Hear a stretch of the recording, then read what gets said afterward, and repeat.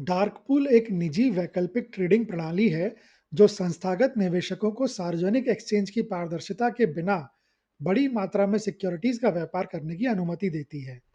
इसे of market या over the counter trading स्थल भी कहा जाता है।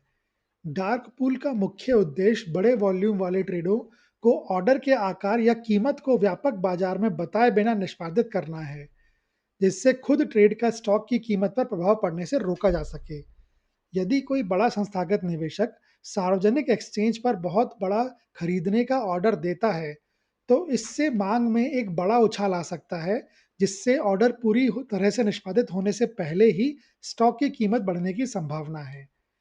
डार्क पूल्स में ट्रेडिंग पूरी तरह से गुमनाम नहीं होती है।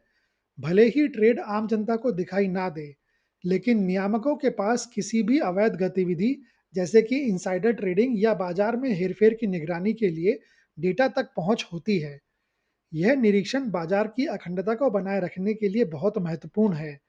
संस्थागत निवेशकों के लिए ये प्लेटफॉर्म बड़े लेन-देन को विवेकपूर्ण तरीके से पूरा करने और बाजार पर उनके प्रभाव को कम करने का एक तरीका प्रदान करते हैं।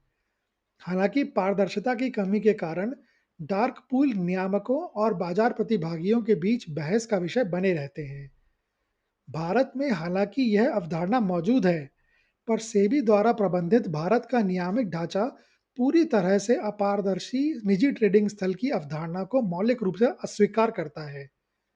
डार्क पूल्स के बजाय भारत में विशिष्ट विनियमित तंत्र हैं जिन्हें ब्लॉक डील और बल्क डील कहा जाता है, जो पारदर्शिता बनाए रखते हुए बड़े संस्थागत ट्रेडों के लिए समान उद्देश्य की पूर्ति करते हैं।